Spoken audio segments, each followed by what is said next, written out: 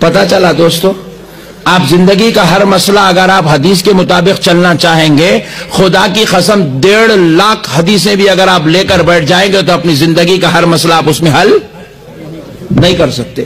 میں پلین میں بیٹھا حج کو جا رہا تھا، میرے بازو اتفاق سے ایک شیطان بیٹھ گیا تھا۔ شیطان بولے تو ریل شیطان نہیں، شیطان کا بھائی تھا۔ تو میں اس کو پوچھا، میاں رسول اللہ صلی اللہ علیہ وسلم تو دین کے کام میں ہر نئی چیز کو بدعت بولے، تو آج پلین میں بیٹھا اور حج کو سفر کر رہا ہے، یہ سفر کے لیے اس پلین کا استعمال کون سی حدیث سے ثابت ہے؟ نہیں۔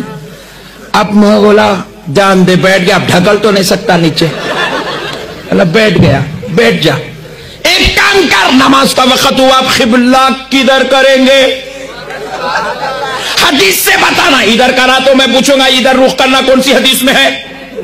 ادھر رخ کرے گا تو پوچھوں گا ادھر کون سی حدیث میں لکھا ہوا ہے؟ پہلے تو پلین کا ذکر حدیث میں ہے نہیں، اب قبلہ لاتا کہاں سے؟ کعبہ نیچے، تو اوپر۔ بات سمجھ میں آئی؟ اگر حدیث کی چکر میں جائے گا تو زندگی بھر چکر کھاتے رہے گا، نتیجے کو نہیں پہنچیں گا، منزل آ جائے گی، ڈولا گھر کو آ جائے گا۔ امام اعظم کا غلام بن جا، ہر مسئلہ حل ہوتا چلا جائے گا، ہر مسئلہ حل ہوتا چلا جائے گا۔ امام نے جتنی محنت کرنی تھی ساری محنت کر لی، امام جتنا سکھانا تھا سارا کچھ سکھا دیے، جتنے مشکلیں تھیں امام نے اپنے اوپر لے لیا، جتنے مسئلے تھے امام نے